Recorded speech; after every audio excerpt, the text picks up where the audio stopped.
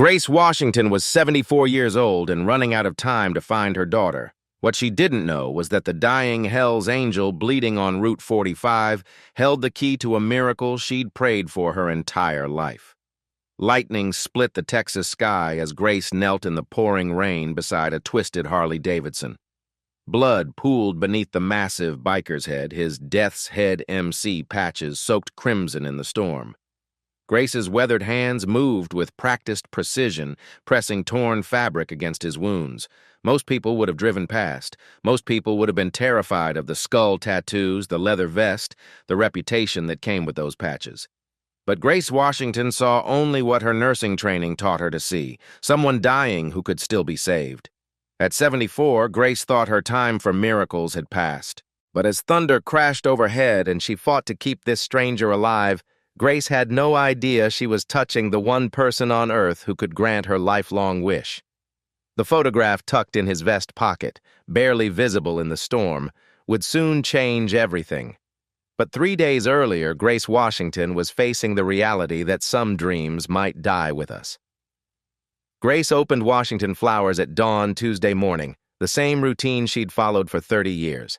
At 74, she moved with the steady efficiency of someone who'd worked hard her entire life. Her hands, though lined with age, remained steady from decades of arranging delicate blooms and before that, 20 years as a nursing aide at Sunset Manor.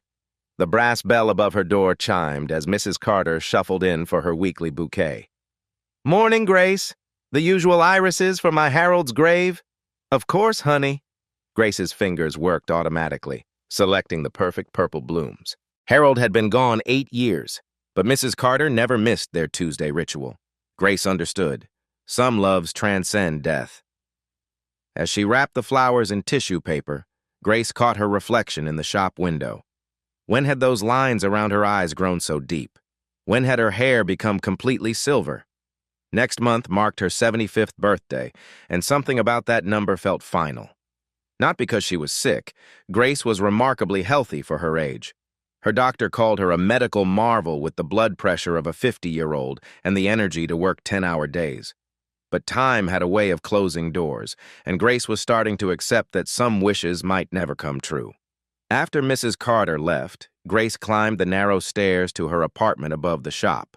The small space told the story of her 54-year search. Filing cabinets overflowed with adoption agency correspondence. Phone books from 12 states lined her bookshelf. Her kitchen table held printouts from genealogy websites that her neighbor's teenage daughter helped her navigate. Every lead had gone cold. Grace opened the worn manila folder labeled Lily and pulled out the only photograph she had. Herself at 17, holding a newborn for exactly 4 hours before giving her to the adoption agency. The baby's face was peaceful, perfect, unaware that her young mother's heart was breaking with every passing minute. Lily Grace Washington, the birth certificate read in faded ink. Grace had chosen the name carefully, hoping someday her daughter would know she was loved from the first breath. Born April 3, 1969. Weight, 6 pounds, 2 ounces. Father, unknown. Grace traced the baby's tiny fingers in the photograph. "Where are you, baby girl? Are you happy? Do you have children of your own?" The questions had haunted her for decades. Closed adoption from 1969 meant records sealed by law. Private investigators she couldn't really afford yielded nothing but false hope and empty bank accounts. Every Lily Washington she found on Facebook led to polite conversations with strangers who weren't her daughter. Grace's nursing background showed in how she cared for her neighbors. When old Mr. Rodriguez fell last month, Grace was first on scene, checking his vitals and stabilizing him until paramedics arrived. When the Martinez family's baby spiked a fever, they knocked on Grace's door at midnight, knowing she'd know what to do. "You've been like a mother to half this neighborhood," Mrs. Carter often said. Grace always smiled sadly at the comment.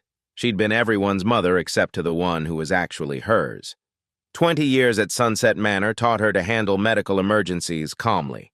She left nursing only when arthritis made lifting patients difficult, but the skills never left her. Grace kept a comprehensive first aid kit in her Honda. Not the basic version most people carried, but professional-grade supplies that reflected her training. Her days followed predictable patterns.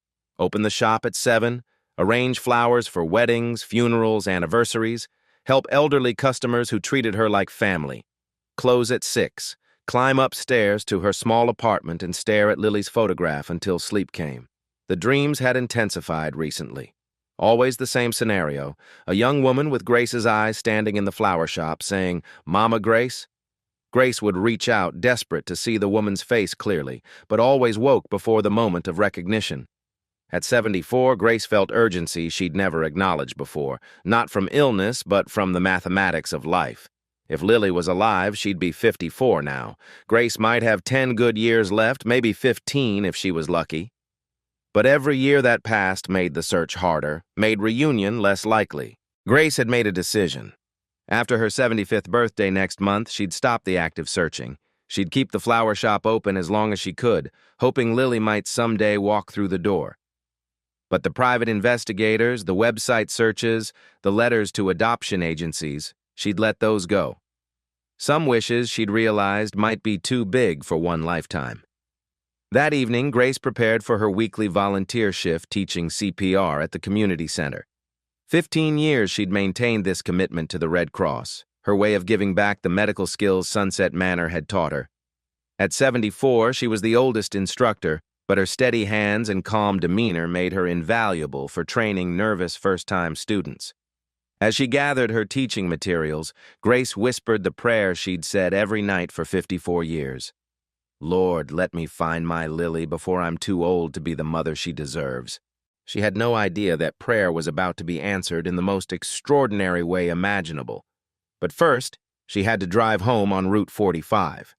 On Tuesday night, Grace's routine drive home from her weekly Red Cross volunteer shift would put her exactly where destiny needed her to be. Grace finished teaching CPR at the community center around 8:30 p.m., her final student successfully completing chest compressions on the practice dummy.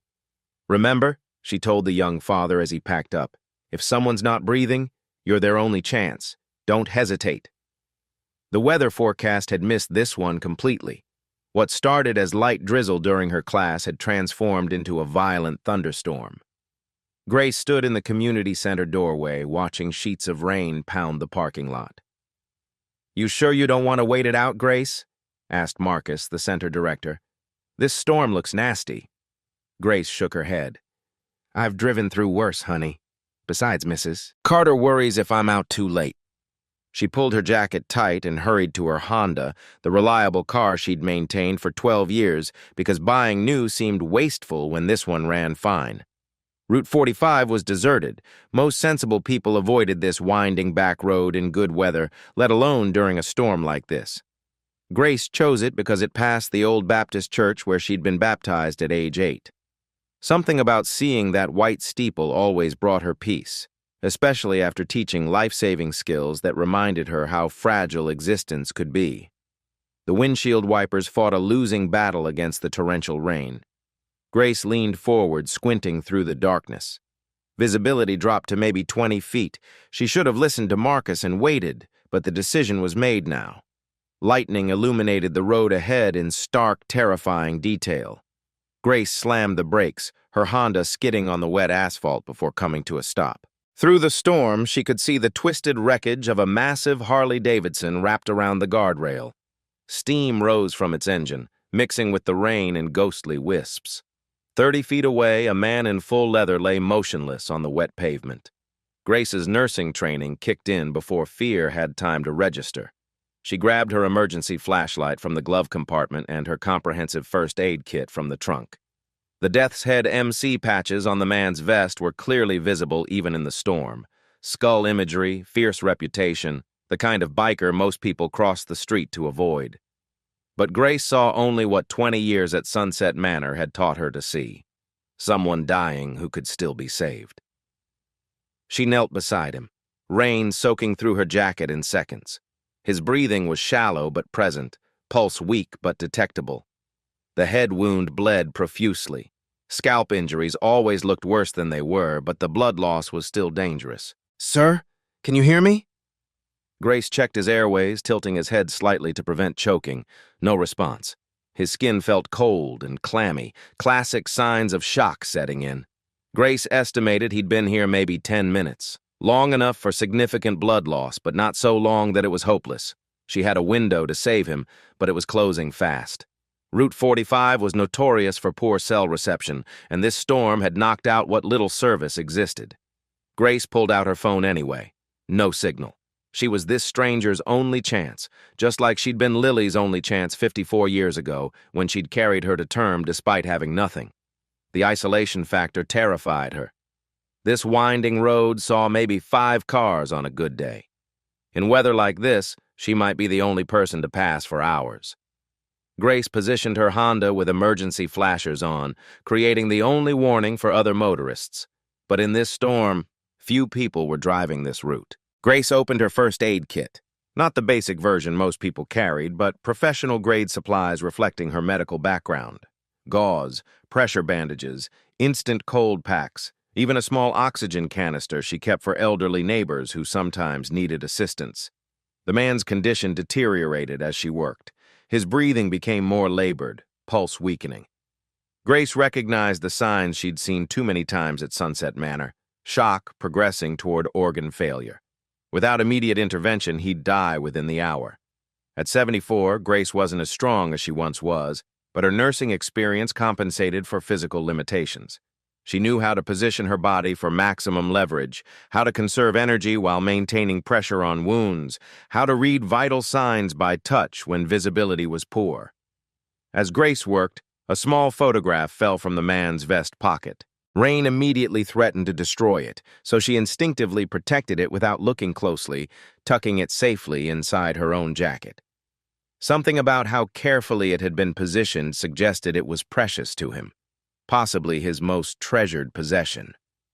"Stay with me, baby," Grace whispered, channeling the same authority she'd used with hundreds of dying residents. "Someone's waiting for you at home, I know they are." The storm intensified around them. Lightning struck nearby, making Grace's position dangerous. Standing water threatened to undermine her footing, but Grace had made her choice. She was settling in for a long fight to keep this stranger alive. In those critical 47 minutes before help arrived, Grace Washington didn't just save a life. She performed a miracle that would echo through both their worlds. Grace's 20 years at Sunset Manor took control of her body and mind. She positioned herself to assess the biker systematically, her movements economical in practice despite the chaos around them. ABCs first: airway clear, breathing shallow but present, circulation weak but detectable. The head wound commanded immediate attention. Grace knew scalp injuries bled dramatically, but this one was genuinely severe. She pulled her largest pressure bandage from the kit, applying steady force with her weathered hands while using her body to shield him from the driving rain. "That's it, honey.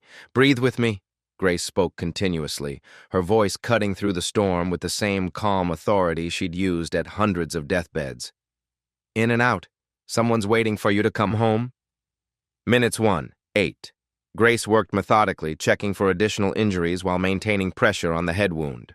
Her fingers found a weak pulse at his wrist, rapid, thready, classic signs of blood loss and shock. No obvious broken bones, but potential spinal injury meant she couldn't move him. The photograph fell from his pocket again. This time, in a brief lightning flash, Grace caught a glimpse of the image, a young black woman's face, someone beautiful and somehow familiar. Grace protected it carefully, sensing its importance to him, though her focus remained entirely on keeping him alive. Minutes 9, 20. His breathing became irregular. Grace recognized the warning signs from her nursing days: brain swelling, increasing intracranial pressure. She made a critical decision, using her folded jacket to slightly elevate his head while maintaining spinal alignment. From her comprehensive first aid kit, Grace retrieved instant cold packs, activating them and applying them strategically to reduce swelling. Her movements showed years of experience managing medical emergencies with limited resources. The storm worsened, but Grace had positioned her Honda to create a windbreak. She opened both doors, using them as shields against the driving rain. Her emergency tarp, spread carefully, created a makeshift shelter that kept both of them relatively dry. Minutes 21:35. Crisis point arrived suddenly. His pulse became barely detectable, breathing stopped for terrifying seconds. Grace's training kicked in with muscle memory that transcended her 74 years. "Don't you dare give up on me," she commanded, positioning herself for CPR. Her small frame fought to compress his massive chest effectively. 12 compressions, checking for response, 12 more. I didn't come this far to lose you now. After what felt like eternity but measured only minutes, he gasped back to life. Grace nearly collapsed with relief but forced herself to continue monitoring his vital signs. Minutes 36:47. Grace maintained her vigil with the patience learned from thousands of long nights at Sunset Manor. She talked continuously, not just to keep him conscious, but because silence felt like surrender. "You've got people who love you," she whispered, adjusting the pressure bandage with steady hands. "I can tell. You take care of that photograph like it's your whole world. They're waiting for you to come home safe." Something about this stranger triggered Grace's deepest protective instincts. Maybe it was how he gripped her hand during semi-conscious moments, like a frightened child seeking comfort. Maybe it was how he tried to protect that photograph even while bleeding and unconscious. Grace found herself humming unconsciously, the same lullaby she'd sung to Lily during those precious 4 hours 54 years ago. The melody seemed to calm him, his breathing steadying whenever she sang. The physical toll on Grace mounted steadily. Her arthritis screamed from kneeling on wet asphalt. Her back spasmed from the awkward positioning required to maintain pressure on his wounds while monitoring his breathing. But every time she considered her own discomfort, she thought about her daughter, somewhere out there, possibly needing help from a stranger. Around minute 40, Grace's own strength began failing. The constant pressure, the stress, the physical demands of keeping someone twice her size alive, it pushed her 74-year-old body to its limits. Her hands shook with fatigue, her vision blurred from exhaustion. But Grace Washington had spent 20 years refusing to let death win easy victories. She repositioned herself, found new angles for applying pressure, conserved energy while maintaining life-saving intervention. In his final moments of consciousness before help arrived, the biker's eyes focused clearly on Grace's face. Through pain and confusion, something passed between them. Recognition, gratitude, something deeper that neither understood yet. He tried to speak, his voice barely a whisper above the storm. Grace leaned close, her ear near his lips. The words were unclear, but they sounded like, "Thank you, Mama." Something about his tone, the way he said it, stopped Grace's heart for a moment. Not just gratitude, but recognition, as if he'd been waiting his entire life to say those words to her. Emergency sirens finally cut through the storm's roar. Grace had never been so grateful to see flashing lights approaching through the rain. Paramedic Rodriguez jumped from the ambulance, taking in the scene with professional amazement. "Grace, what happened here?" "Single motorcycle accident, approximately 50 minutes ago," Grace reported with clinical precision. "Male, estimated age 70, 75, significant head trauma with blood loss. I've maintained pressure and monitored vitals. He went into shock around minute 20, required CPR at minute 32, responsive to voice but not oriented." Rodriguez stared at her with something approaching awe. "Grace, this is textbook trauma management. You saved his life." As the paramedics took over, Grace stepped back, her body finally allowed to acknowledge its exhaustion. Her arthritis flared, her back screamed, and her hands wouldn't stop shaking. "Grace, you need medical attention too," Rodriguez said, noticing her condition. "What you did tonight, at your age in these conditions, it shouldn't have been physically possible." Grace watched them load the biker into the ambulance, his massive frame looking vulnerable on the stretcher. As they prepared to close the doors, his eyes found hers one more time through the chaos. His gaze held gratitude, but also something else, a look of recognition that puzzled Grace. He mouthed words she couldn't hear over the sirens, but his expression suggested he knew exactly who she was. As the ambulance disappeared into the storm, Grace stood beside her Honda, rain-soaked and exhausted, but filled with the deep satisfaction that came from using her skills when they mattered most. She didn't know she'd just saved the one person who could answer 54 years of prayers. She only knew someone's son was going home alive tonight, and that was enough. The photograph lay on her passenger seat where she'd placed it for safekeeping. She'd give it to the police to return to him. In the dashboard light, she caught another glimpse of the young woman's face and felt that strange sense of familiarity again. Grace started her Honda and drove carefully through the dissipating storm, reflecting on the evening. Her nursing instincts had proved reliable even at 74. Her emergency preparedness had paid off. Most importantly, she'd been in the right place at the right time to make a difference. She had no idea how cosmic that timing really was. Grace thought her good deed was finished when the ambulance disappeared. She had no idea the Hell's Angel was already planning to change her world forever. Officer Martinez arrived 15 minutes later, his patrol car cutting through the weakening storm. Grace sat in her Honda, hands still trembling from exhaustion and adrenaline. "Grace Washington?" Martinez stepped out, recognizing her immediately. "What happened out here?" "Single motorcycle accident, officer. The rider was badly injured when I found him." Grace rolled down her window, noting how her voice sounded steadier than she felt. Martinez surveyed the twisted guardrail and scattered medical supplies. "Grace, that was incredibly brave. You probably saved that man's life." Grace shrugged, genuinely puzzled by the praise. "I have nursing training. Anyone would have done the same." "No, Grace. Most people would have been too scared to approach a Hell's Angel alone." Martinez pulled out his notepad. "Walk me through what happened." Grace provided a factual account, downplaying her role consistently. 47 minutes of life-saving intervention became keeping an eye on him until help came. "Those death's head patches. That's serious motorcycle club territory. You could have been in real danger." Grace looked at Martinez with patient eyes.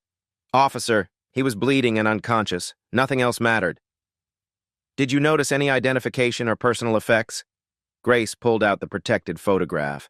"This fell from his pocket. It seemed very important to him. He kept trying to reach for it." Martinez examined the photo under his flashlight, a young black woman's professional portrait clearly treasured. "I'll make sure he gets this back. Probably family." "Please do. Family photos are precious." When Martinez mentioned possible community recognition, Grace waved him off. "That man has people who love him. Getting him home safely is reward enough." Around 11 p.m., an unexpected knock startled Grace in her apartment. Through the peephole, a well-dressed black man in his 50s, clearly out of place in her neighborhood. Grace cracked the door, chain attached. "Can I help you?" "Ma'am, I'm David Carter. I represent the gentleman you helped tonight." He showed elegant identification. "Death's Head MC, family liaison." "How is he doing?" Grace asked immediately, her nursing focus on patient outcomes. David's face brightened. "Stable, thanks to your medical expertise. Doctor said without immediate intervention he wouldn't have survived." David produced a thick envelope of cash. "The club wants to express gratitude. This covers your medical supplies, clothing replacement, any expenses." Grace saw more money than she'd held in years. "That's thoughtful but unnecessary. I keep supplies for emergencies. Ma'am, the club takes care of people who take care of family." Grace's tone stayed kind but firm. "I didn't help him for payment. I helped because he needed help. Just tell him I'm glad he's safe." David seemed impressed by her refusal. He offered an elegant business card. "At least take this. If you ever need anything, medical bills, repairs, anything, please call. He was specific about you having this." Grace accepted it to be polite. The card read, "Death's Head MC, Community Services," with a phone number. She assumed it was empty courtesy. Organizations made promises in emotional moments but rarely followed through. After David left, Grace placed the card on her nightstand beside Lily's photograph. She didn't notice the small notation on the back. "Family reunion specialist, ask for Bear." Grace prepared for bed, washing the stranger's blood from her hands. She'd done what her nursing training demanded: assess, intervene, stabilize. Someone's son was alive because she'd been in the right place with the right skills. In her small bathroom mirror, Grace saw a 74-year-old woman who'd spent her evening saving a life. Her arthritis ached, her back protested, but her conscience was clear. She'd answered the call when someone needed help. As Grace settled into bed, she whispered her nightly prayer, the same words she'd spoken for 54 years. "Lord, let me find my Lily before I'm too old to be the mother she deserves." The business card sat inches away, holding the key to that prayer's answer.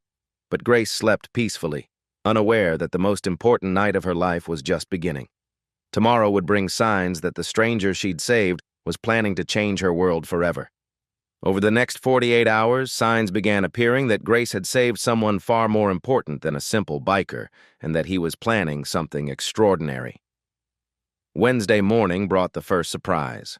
Grace opened Washington Flowers to find a pristine black Harley-Davidson parked across the street, its rider wearing Death's Head colors. He sat motionless for 30 minutes, clearly watching the shop before riding away without approaching. Grace noticed but assumed coincidence. Bikers traveled these roads regularly.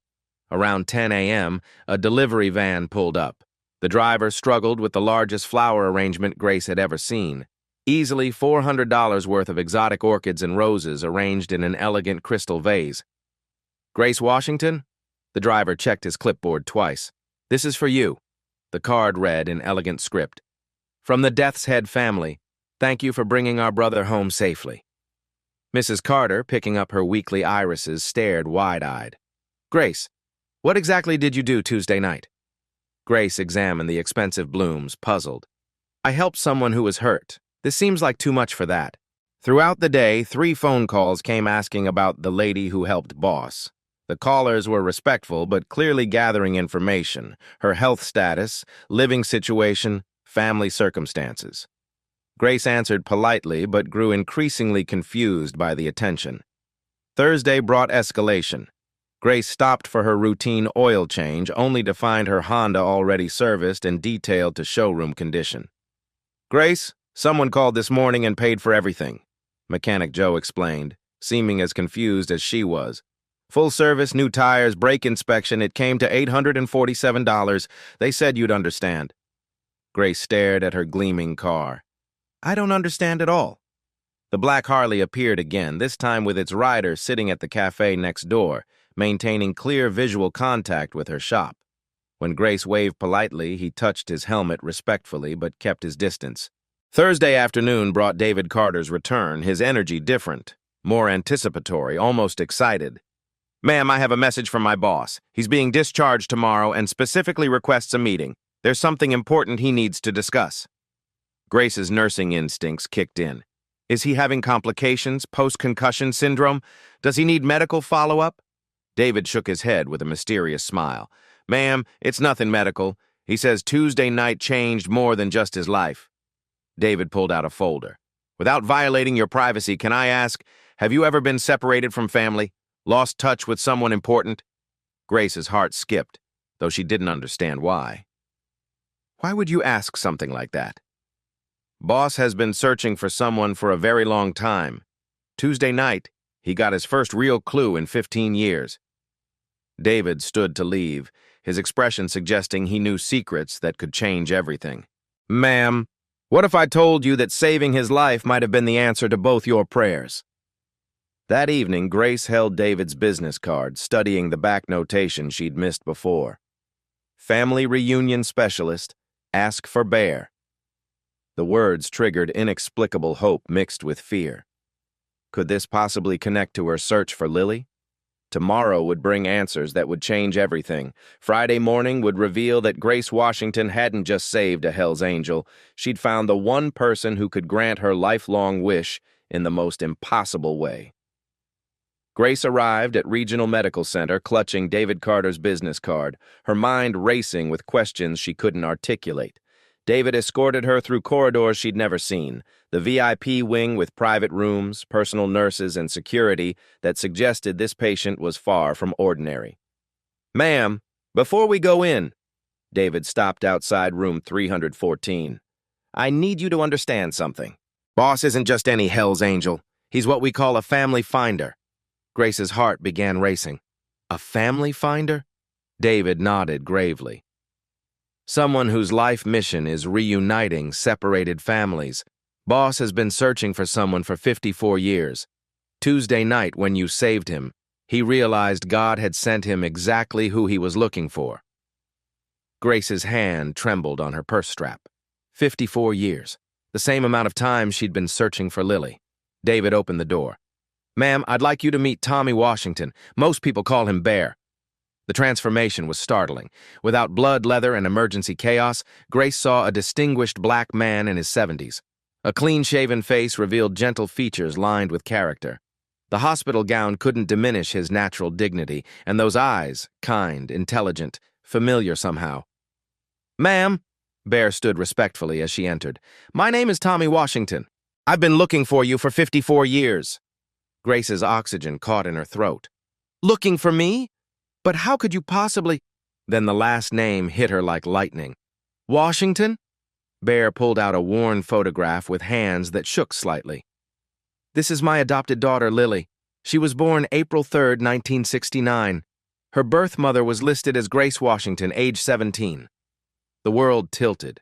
Grace stared at a photo of herself at 17, holding a newborn baby during those precious 4 hours before signing adoption papers. The same photograph she'd treasured for 54 years, but taken from a different angle. That's me. That's my baby." Grace's legs gave out. Bear caught her gently, this massive man cradling the elderly woman who'd saved his life. "Grace," Bear's voice broke with emotion. "Lily was my daughter. I adopted her when I was 21, fresh out of the army. She was the light of my life." Grace looked up into his weathered face, seeing past the intimidating exterior to something achingly familiar. "She's alive? My Lily is alive?" Bear's expression shifted, and Grace's nursing experience read the change immediately. She delivered enough devastating news to recognize that look. "Grace, I need to tell you something difficult." Bear helped her to the bedside chair, his massive hands gentle as a nurse's. "Lily passed away 3 years ago. She had breast cancer." Grace's world crumbled, 54 years of hope dying in a single sentence. But Bear continued quickly, urgently. "But Grace, she lived a beautiful, full life. She became a nurse, just like her birth mother's instincts. She married a wonderful man named Robert and had 3 children. She was happy, successful, loved." Bear pulled out a thick scrapbook, pages worn from handling. "This is what I've been carrying for 3 years, Lily's entire life. She made me promise to find you and give you this." Grace opened the scrapbook with trembling hands. The first page showed a toddler taking first steps, then school photos, graduation pictures, nursing school certification, wedding day radiance, 3 beautiful children at various ages. "She became a pediatric nurse at Children's Hospital," Bear explained. "Won awards for patient care. Everyone said she had a gift for making scared children feel safe." Grace traced her daughter's face in the wedding photo. Lily had grown into a stunning woman with Grace's eyes and smile, radiating the kind of confidence that comes from being deeply loved. "Before Lily died," Bear continued, "she made me promise to find her birth mother. She wanted you to know she understood why you made that impossible choice. She wanted you to know she never felt abandoned." Bear pulled out a sealed letter, yellowed with age. "This is for you. She wrote it when the cancer got bad, hoping someday I'd be able to deliver it." Grace's hands shook as she opened the envelope. The handwriting was elegant, educated, confident. "Dear birth mother," she read aloud, "if someone is reading this to you, it means Bear found you. I want you to know I never blamed you for giving me up. I understood you wanted something better for me than you could provide at 17. You gave me life twice, once when you carried me, and once when you loved me enough to let me go to parents who could give me everything I needed. I hope you lived a beautiful life and found peace with your decision. Your grateful daughter, Lily Grace Washington Thompson." "Grace," Bear's voice was thick with tears. "When I was lying on that highway Tuesday night, I was actually driving back from another failed search for you. I'd hired investigators, searched records, followed every lead for 3 years. I was ready to give up." Grace looked up from the letter, understanding beginning to dawn. "When I woke up in that ambulance and they told me Grace Washington had saved my life, I thought it was some cosmic joke. But when David showed me your identification for the police report, I knew Lily had sent me to you." Bear reached for her hands. "Grace, you didn't just save a stranger Tuesday night. You saved the father who's been trying to keep his promise to your daughter for 3 years." Grace stared at this massive, tattooed man who'd raised her baby girl, who'd loved Lily enough to spend 3 years searching for a woman he'd never met. "You have 3 grandchildren," Bear continued softly. "Marcus is 25, just finished medical school. Shayna is 22, following her mother into nursing. And little Tommy is 19, studying social work because he wants to help families like ours find each other." Grace's dying wish had just come true in the most impossible way imaginable. What Bear Washington offered Grace next would transform her final years into the most love-filled time of her entire life. Bear pulled out his phone, showing Grace a group text thread titled, "Finding Grandma Grace." Screenshots revealed 3 young adults eagerly coordinating plans to meet their grandmother. Messages ranged from, "I can't believe we're finally going to meet her," to, "Should I bring the photo albums Mom made for her?" "Grace, your grandchildren have been ready for this moment their entire lives. Marcus took emergency leave from his medical residency. Shayna called in sick to the hospital for the first time ever. Tommy drove straight up from UT Austin when I texted them yesterday." Grace stared at the messages, overwhelmed by the urgency of their excitement. These young people, her flesh and blood, had dropped everything to meet the grandmother they'd dreamed about their entire lives. "But Bear, I don't understand.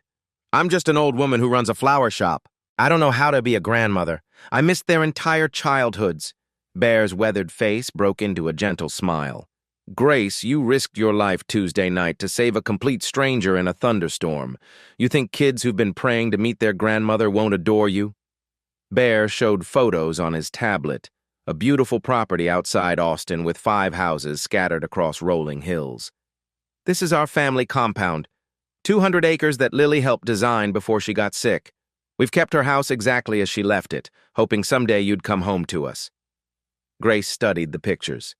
Lily's house was a charming cottage with wraparound porch and flower gardens that looked professionally maintained.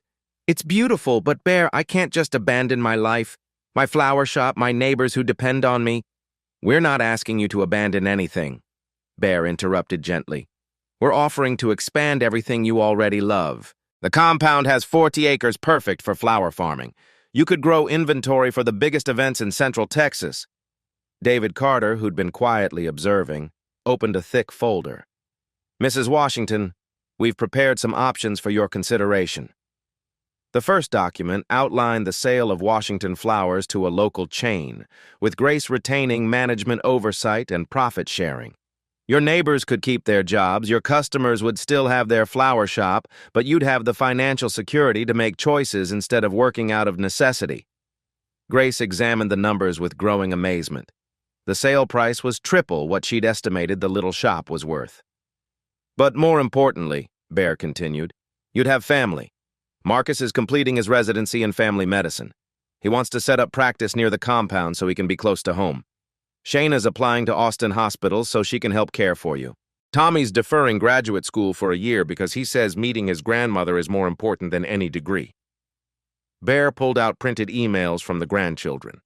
Marcus had written, "Grandma Grace, I'm studying medicine because Mom always said healing runs in our family. I can't wait to learn about your nursing experience and hear how you saved Bear's life." Shayna's message read, "I became a nurse because Mom told us our grandmother had healing hands. I want to learn everything you know about caring for people." Little Tommy wrote, "Grandma Grace, I'm studying social work because families shouldn't have to wait 54 years to find each other. I want to help other people find what we've found." Grace's eyes filled with tears reading their words. These young people had built their entire careers around honoring the grandmother they'd never met. "Grace," Bear's voice grew serious, "I need to be honest about something else. The Death's Head MC isn't just a motorcycle club anymore. We've evolved into a family reunification service, using our networks to find missing people. We've reunited 47 families in the past 3 years." David showed her success stories. Photos of tearful reunions, thank you letters from families, newspaper articles about their volunteer work. "Lily's death changed everything for us," Bear explained. "She made me promise not just to find you, but to help other families avoid the pain of separation. You could help us do that work, Grace. Your nursing experience, your natural compassion. We need someone exactly like you to counsel families through the reunion process." Grace looked around the hospital room at these 2 men who'd spent days planning how to give her everything she'd never dared dream of. "You're offering me a job? At 74? "We're offering you a purpose," Bear corrected. "A chance to turn your pain into healing for other people. A chance to honor Lily's memory by helping families find each other before it's too late." Bear reached for her hands with surprising gentleness. "Grace, At 74, you shouldn't be living alone above a flower shop, worrying about rent and medical bills. Let us provide security, comfort, family, everything Lily wanted her mother to have. But what if your grandchildren don't actually like me? Grace whispered her deepest fear. What if I disappoint them after they've built me up in their minds all these years? Bear chuckled warmly. Grace, Lily raised those children on stories about their brave grandmother who made the hardest choice possible out of pure love. They've been in love with you their entire lives. The kids will be here in 1 hour, Bear continued. Marcus is bringing Lily's jewelry collection. She wanted you to have it. Shayna's bringing photo albums she's made of family history. Tommy's bringing his guitar because Lily told him you used to sing lullabies. Grace stared at this massive, tattooed man who'd somehow become the key to everything she'd prayed for. Are you sure about this, Bear? I'm set in my ways. I might not fit into your family. Bear squeezed her weathered hands. Grace Washington, you are our family. You've been the missing piece for 54 years. We're not asking you to fit in. We're asking you to come home. Grace looked at Lily's photograph one more time, then back at Bear's hopeful face. Then yes, she whispered. Yes to all of it. I want to meet my grandchildren. I want to hear about Lily's life. I want to be the grandmother I never thought I'd get to be. 3 months later, Grace Washington had transformed from a solitary flower shop owner into the beloved matriarch of an extended family, and the miracles were just beginning. Week 1, the reunion. Grace arrived at the compound to find 3 young adults waiting on Lily's porch, each clutching items they'd saved their entire lives to give to their grandmother. Marcus, tall and serious like his mother, held a jewelry box with trembling hands. Shayna, radiant with Lily's bright smile, gripped photo albums she'd created over the years. Tommy, barely 19 with old soul eyes, carried his guitar case. The first embrace lasted 20 minutes. None of them wanted to release the grandmother they'd dreamed about their entire lives. You look exactly like Mom described you, Marcus whispered, studying Grace's face with wonder. You have her healing hands, Shayna added, examining Grace's weathered fingers with reverence. Grandma Grace, Tommy said simply. We've been waiting for you forever. Lily's house welcomed Grace like it had been waiting decades for her return. Every room held evidence of the daughter she'd never known, nursing textbooks, family photos, flower gardens that mirrored Grace's own preferences despite the separation. Month 1, establishing new rhythms. Grace created routines that honored both her independence and her newfound family. Mornings in Lily's garden, learning which flowers her daughter had loved most. Afternoons helped expand the compound's flower cultivation from hobby to business. Evenings with grandchildren who'd rearranged their entire lives to be near her. Marcus deferred his residency to spend a year learning family history. The hospital will wait, he insisted. Grandma Grace won't be here forever, and I've got 25 years of stories to catch up on. Shayna transferred to Austin's Children's Hospital, following her mother's career path while staying close to home. Mom always said nursing was in our blood. I want to learn everything you know about caring for people. Tommy changed universities mid-semester, enrolling at UT Austin to study social work locally. Family reunification is my calling now. I want to help other families find what we found. Month 2. Business transformation. Washington Flowers evolved into Washington Family Farms, with Grace overseeing flower cultivation on 40 acres of compound land. Her expertise in arrangements combined with the Death's Head MC's business networks created opportunities she'd never imagined. Grace insisted on hiring from her old neighborhood. Mrs. Carter became head of customer relations, her gentle manner perfect for wedding consultations. The young mothers from Grace's apartment building found stable employment with benefits their families desperately needed.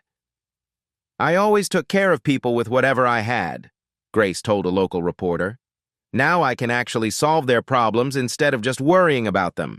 Month 3, the Lily Washington Foundation. Bear officially launched the family reunification service with Grace as president, combining her natural compassion with the MC's nationwide network. Their first major success, reuniting a 68-year-old Vietnam veteran with the daughter he'd never known, existed. Grace's living room became unofficial headquarters for reunion planning, her nursing experience invaluable for managing the emotional intensity of family discoveries. She understood how to guide people through grief, joy, and everything in between. Every family has a story, Grace would tell new clients. Our job is helping those stories find their way home. Community impact expanding. Local media coverage of the Route 45 miracle inspired policy discussions about adoption record accessibility. Grace testified before the state legislature about the medical importance of family history access, her personal story moving lawmakers to consider reform. The Death's Head MC's reputation transformed completely. The community that once crossed streets to avoid them now sought their help finding missing relatives. Their intimidating appearance became an asset when bureaucrats stonewalled searches. The Memorial Garden Project.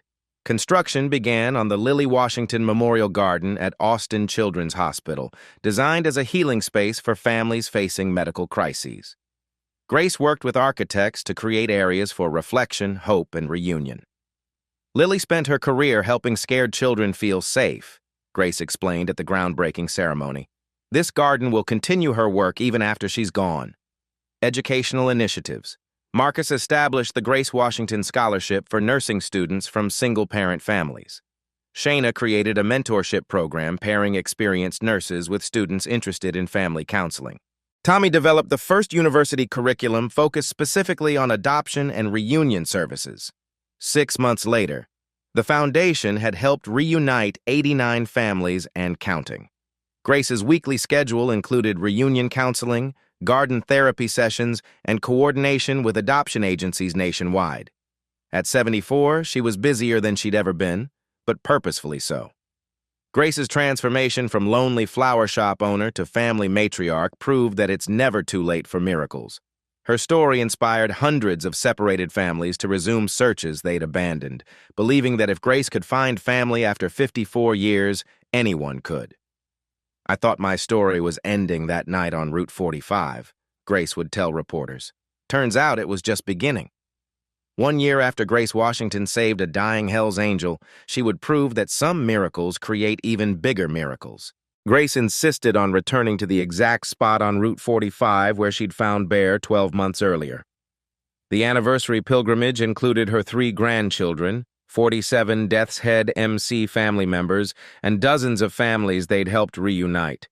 Where twisted metal had once littered the roadside, a small memorial now stood. The granite plaque read, "On this spot, kindness created family." Grace Washington proved that helping a stranger can answer your deepest prayers. I was driving home from teaching CPR that night, Grace told the gathered crowd. I never imagined I was driving toward 54 years of answered prayers. Bear stood beside her, no longer the dying stranger from the storm, but the bridge to everything she'd lost and found. Grandma Grace saved my life that night, Marcus said during the ceremony, now completing his medical residency. But she'd already saved mine just by existing. Shayna, thriving as head pediatric nurse at Austin Children's Hospital, added, "Mom always said our grandmother had healing hands. She was right. They healed our whole family." Tommy, leading the university's new family reunification studies program, strummed his guitar. "This song's for Grandma Grace, who taught me that home isn't a place. It's people who choose to love each other." The Lily Washington Foundation's impact had grown beyond expectations. 127 families reunited and counting. Grace's weekly radio show drew calls nationwide. Her memoir topped bestseller lists. Every family has a story interrupted by circumstances, Grace would tell listeners. Our job is helping those stories find happy endings. The Memorial Garden at Children's Hospital had become a pilgrimage site for separated families. Grace led monthly healing circles where people shared reunion stories and found hope for future connections. Bear visited Lily's grave with Grace every month, updating their daughter on the expanding mission. "We kept our promise, baby girl. Your mama knows how loved you were, and she's helping other families find peace." As sunset painted the sky over Route 45, Grace reflected on the cosmic timing that changed everything. A routine drive home. A stranger was bleeding in the rain. 47 minutes that transformed countless lives. "I thought I was just helping someone get home that night," Grace whispered to Bear as they walked back to their cars. "I didn't know I was finding my own way home, too." Grace's prayer had evolved from, "Help me find my daughter," to, "Help me use this blessing to heal broken families." At 75, her greatest adventures were beginning. The anniversary gathering dispersed slowly, families reluctant to end the celebration. Grace watched them go, marveling at how one act of kindness had created this extended family of hope. Some miracles, she'd learned, are just the beginning of even bigger ones. Grace Washington thought she was just helping a stranger in a storm. She had no idea she was saving the one person who held the key to her lifelong dream. In 47 minutes of kindness, Grace transformed not just 2 lives, but hundreds of families who found each other because of her courage. When was the last time you stopped to help someone, even when it was dangerous or inconvenient? Grace didn't know that Hell's Angel was the answer to her prayers. She helped him because it was right. Every day, opportunities for life-changing kindness surround us. The elderly person who seems invisible, the intimidating stranger who might be someone's miracle. You might be one act of courage away from your own impossible dream coming true. If Grace's story touched your heart, subscribe for more real-life stories of impossible reunions and divine timing. Like this video if you believe miracles happen through kindness, and share it with someone who needs to remember that helping others can heal our own deepest wounds. What act of kindness could you perform today? Tell us in the comments below. Your story might inspire someone else's miracle. At Black Voices Uncut, we don't polish away the pain or water down the message. We tell it like it is because the truth deserves nothing less. If today's story spoke to you, click like, join the conversation in the comments, and subscribe so you'll be here for the next Uncut Voice.